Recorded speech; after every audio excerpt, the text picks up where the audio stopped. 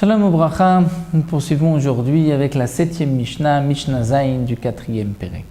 Là, nous avons une toute petite Mishnah, Miyad, immédiatement, de quoi il s'agit, à la suite de ce que nous avons vu dans la 5e, la 6e Mishnah, donc le 7e jour de Sukkot.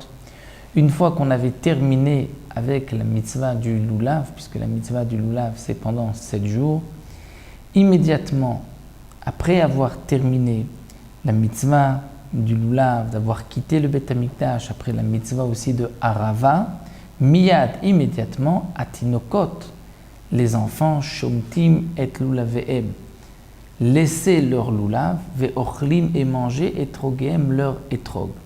Le Barthénora nous rapporte ici deux explications. Ou bien, les adultes attrapés prenaient le Lulav des enfants, et les adultes mangeaient les etrogim des enfants.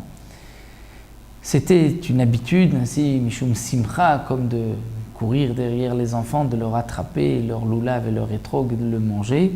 Et donc, bien sûr, il n'y avait pas là de gazelle de vol, puisque c'était une habitude que tout le monde avait pris, ainsi de jouer à prendre le lulav et le etrog des enfants. D'après une autre explication, ce sont les enfants eux-mêmes qui lâchaient leur lulav et qui mangeaient leur etrogim.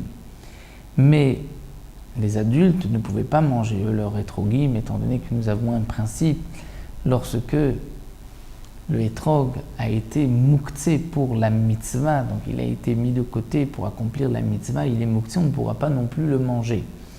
C'est vrai que tous les mefarshim posent la question, alors pourquoi les etrogim des enfants ne sont pas muktzé, eux aussi ont la mitzvah d'accomplir la mitzvah de Lulav, l'obligation d'accomplir la mitzvah de Lulav, au moins midirabanan, c'est vrai, mais cette obligation n'est pas aussi forte, comme d'autres expliquent, les enfants ne sont pas suffisamment grands pour cette notion de muktzé, donc leur etrog n'était pas muktzé. Donc ce que la Mishnah nous enseigne, c'est que les enfants, ou bien eux-mêmes, laissaient leur Lulav et manger leur etrogim, ou les adultes, mishum simra, comme jeu de joie, prenaient leur lulav, l'ont arraché leur etrogim et le mangeaient.